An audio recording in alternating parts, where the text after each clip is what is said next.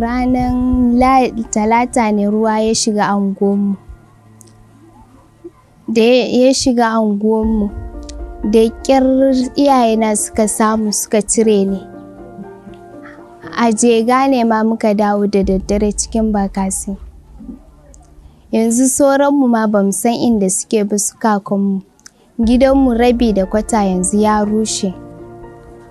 Yanzu ba mu san ma a ina muke ba, muna ta kiransu ma wayansu baya shiga.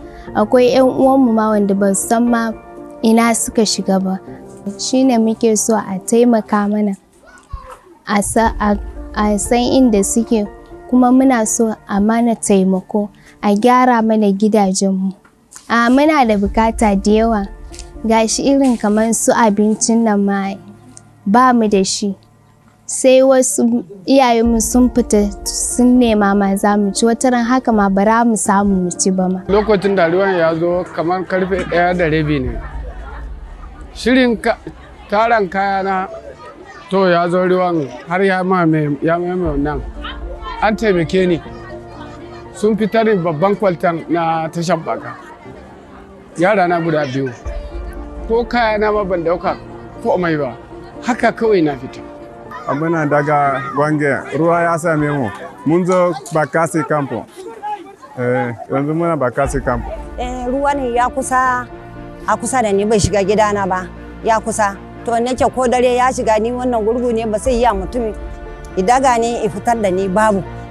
To nake to tun da wuri bari in tsira kaina. Kwana 2 ban ci ba, kwana 3 ban ci ba. To ina shan wahala, wani lokaci yunwa ya sa ni sai hajijiya mai yana dauke ni. Nan ne zan fita ana raba abu sai wani mata a gaba na ta buge ni. We are here in Bakasi camp here in Maiduguri, which is one of the camps among so many. The flood is very devastating, and it's quite unfortunate that the situation is coming at a time where the Nigerian economy is under severe strain. The people are actually thrown into a very bad situation that require a very prompt attention as per humanitarian needs. The situation here looks almost like a survival of the fittest.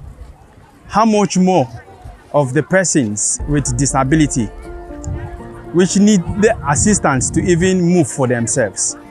So we are calling for